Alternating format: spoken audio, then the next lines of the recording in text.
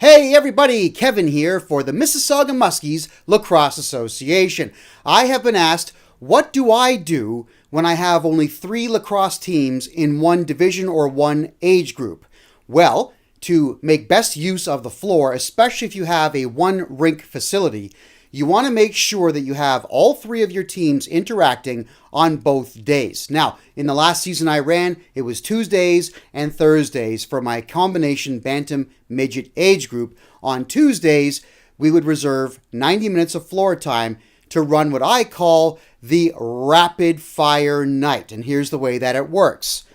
We would set up all the teams, all 3 teams are playing in the same night, and they are playing 10-minute games each. So we give them 5 minutes to warm up and joke around, toss the ball, and then we get cracking. Now, here's where we go. Team 1 plays Team 2. You, of course, will designate these any names that you wish. Could be, I don't know, Mississauga and Mimico. Whatever you decide you want to call your teams, let's just number them.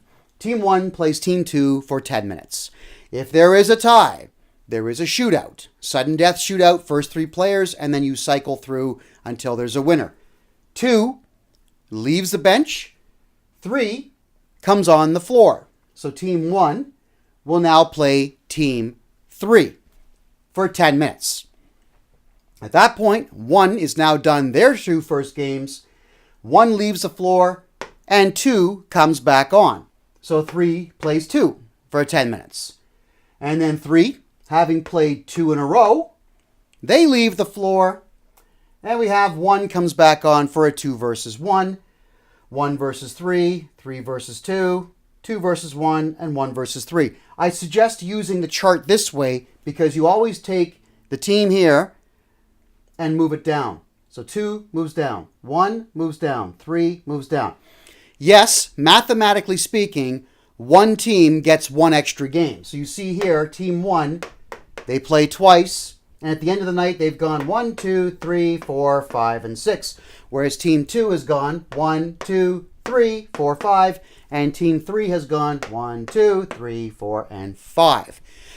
If you're only going to do this once in a while, and you would like these 10-minute games to count towards your team statistics, which I have done, and the kids love it, Team 1, you take their worst game and wipe it out, then we're done.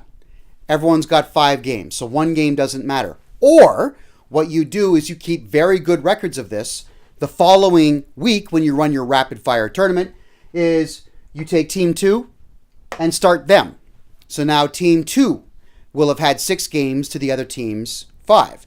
And when Team 3 finally gets their chance to be here, where they play the first 2 games, now everyone's played an equal number of games.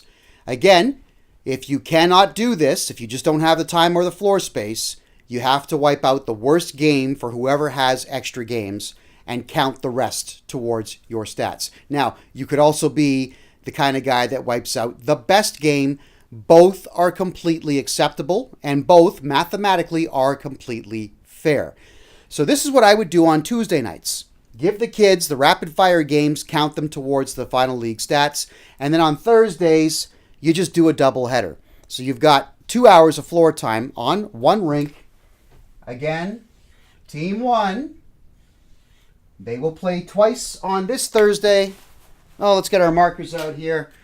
And then Team 2 will play here. And Team 3 will play here. But these are the full 1-hour games. If you have a 2-rink facility, what you can do to make sure everyone gets the maximum amount of floor time is, while 1 and 2 are playing, 3 has a practice, and vice versa. Then the following week, 2 plays 2 games. The following week beyond that, 3 will play 3 games. The double header is not as exhausting for these kids as you think. Believe me, they are pumped. And in most cases, because they were already warm from the first game, on the average, they won both. That's just how it works when you have your rapid fires and your double headers. This is how you give parents the highest value for their dollars. You give the kids the most fun possible. You're not spending a ton of dough here. This is only a 90-minute floor time. This is only a 2-hour floor time, and this can be done in a one-rink facility for that particular age group. You could split this up. This one here where I mentioned the practice time is on a 2-rink facility, and that's if your association wants to spend for the second rink. Now in Mississauga, we're spoiled. It's only $30 an hour. Mimico gets screwed. I know that they're over $96 an hour. It depends on what your association has to pay, and of course how much you have in your own coffers to pay for that floor time. This works. This is the Kevin J. Johnston rapid fire tournament style of playing. Very popular in Mississauga for the last 2 years. The doubleheader, even more popular. If you have any questions, visit us online right now at mississaugamuskies.com. Don't forget, we have winter training on right now for the 2016-2017 winter season, and we're playing lacrosse house league in Mississauga through the Muskies. Again, mississaugamuskies.com.